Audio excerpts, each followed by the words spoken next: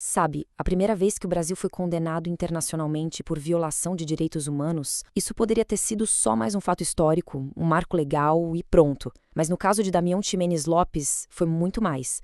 Foi o gatilho, o que deu início a uma verdadeira revolução em todo o sistema de saúde mental do país. Essa é a história de como uma tragédia, uma dor imensa, acabou impulsionando uma reforma que, olha, até hoje, continua sendo construída. E no centro de toda essa transformação tem uma promessa. A promessa de uma irmã, a Irene Ximenes. Ela transformou o luto dela numa luta incansável, uma luta que durou décadas por justiça. É essa força humana, que virou o motor para a mudança de políticas públicas que a gente vai desvendar agora. Bom, nesta nossa análise, a gente vai seguir o efeito cascata dessa história. Primeiro, como a sentença da Corte Interamericana funcionou como um catalisador. Depois, a gente mergulha na revolução que aconteceu lá em Sobral. E aí vamos ver como esse modelo se expandiu para o estado todo, provocou uma resposta nacional e, por fim, como tudo isso resultou num projeto de reforma que, como a gente vai ver, ainda tem chão pela frente. Ok, então vamos começar pelo começo de tudo. A condenação do Brasil, lá em 2006, pela Corte Interamericana de Direitos Humanos. Esse foi o ponto de partida, o verdadeiro catalisador que deu a ignição para uma mudança que seria sistêmica. E aqui tem um ponto que é crucial entender. A sentença não criou a reforma do zero tirando da cartola. O Brasil, na verdade, já tinha a lei da reforma psiquiátrica desde 2001. O que a condenação fez foi dar um peso jurídico e uma urgência internacional para essa lei. Foi o que fortaleceu e acelerou um movimento que já estava em curso, sabe? Deu basicamente as ferramentas para a mudança acontecer de verdade. E essa linha do tempo ajuda a gente a visualizar os momentos-chave, né? A morte do Damião em 99, a sanção da lei em 2001 e aí a condenação internacional em 2006. Cada um desses pontos foi um passo fundamental que acabou preparando o terreno para essa virada de chave gigantesca na política de saúde mental aqui no Brasil. Agora a gente vai dar um zoom e focar no nível local, lá em Sobral, no Ceará. Foi lá que a tragédia aconteceu, e foi exatamente lá que as mudanças mais imediatas, mais palpáveis começaram a nascer. O epicentro da crise se tornou o modelo para o resto do país. E aqui o contraste é gritante. De um lado, o modelo manicomial, falido, da Casa de Repouso Guararapes, que era baseado no isolamento. Do outro, o nascimento da Rede de Atenção Integral à Saúde Mental, a famosa RAISME. Uma abordagem completamente nova, com foco total na comunidade e no cuidado em liberdade. E aqui a gente vê a estrutura desse modelo pioneiro. A RAISME não era só uma nova instituição, era uma rede de serviços, todos interligados, e a palavra-chave aqui era integração. Centros de atenção psicossocial, hospitais, residências terapêuticas, a saúde da família, tudo trabalhando junto. Então, como eles fizeram isso na prática?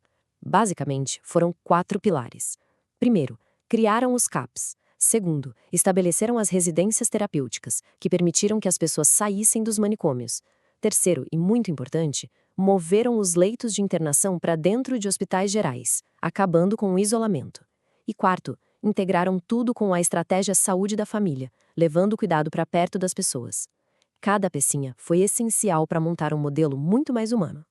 Mas o sucesso de Sobral não ficou por lá como um caso isolado. O que começou como uma resposta local a uma tragédia acabou virando um projeto de mudança bem maior. Vamos ver agora como esse modelo começou a se espalhar. E a escala dessa expansão foi impressionante. Inspirado pelo que deu certo em Sobral, o estado do Ceará implementou até 2016 180 centros de atenção psicossocial. 180, isso mostra um compromisso real em replicar aquele modelo de cuidado comunitário e não deixar a coisa morrer como um experimento isolado. Com o sucesso local e estadual, a pressão internacional daquela condenação continuou ecoando, né? Agora, a gente vai ampliar o nosso olhar para entender como tudo isso se traduziu em políticas federais e em mudanças na lei para todo o Brasil. A resposta em nível nacional se consolidou numa sigla, RAPS, a Rede de Atenção Psicossocial.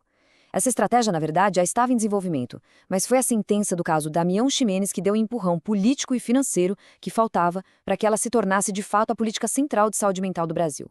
E os impactos no nível federal foram diretos e profundos. A sentença não só acelerou o desenvolvimento da RAPS, como também gerou consequências dentro do próprio sistema de justiça. A maior prova disso é a Resolução 487 do Conselho Nacional de Justiça, que instituiu a política antimanicomial dentro do judiciário. E para garantir que a mudança fosse também cultural, a sentença determinou a criação do curso permanente Damião Ximenes Lopes, para formar profissionais com essa nova visão de cuidado.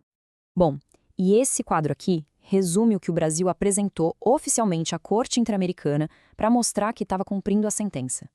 O PENASH para avaliar os hospitais, programas de formação, a expansão massiva dos CAPs e a criação dos serviços residenciais terapêuticos pelo país. Foi de fato uma resposta robusta para demonstrar um progresso real.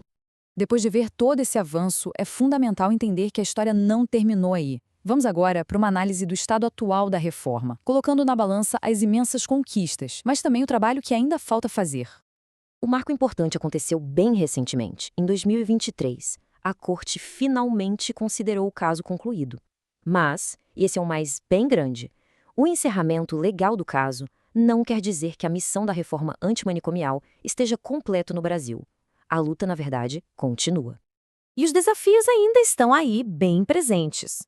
Existe resistência política a novas políticas, como a Resolução 487, faltam dinheiro e infraestrutura para expandir os serviços como deveriam.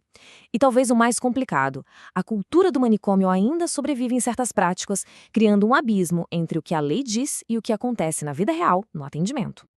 Essa frase resume a situação de forma perfeita. O legado de Damião Ximenes impulsionou uma revolução, sem dúvida. Mas essa revolução não é um evento que aconteceu e acabou. É um processo, um projeto que ainda está sendo construído dia após dia.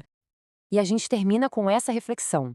25 anos se passaram, mas a morte de Damião e a promessa de sua irmã ainda ecoam.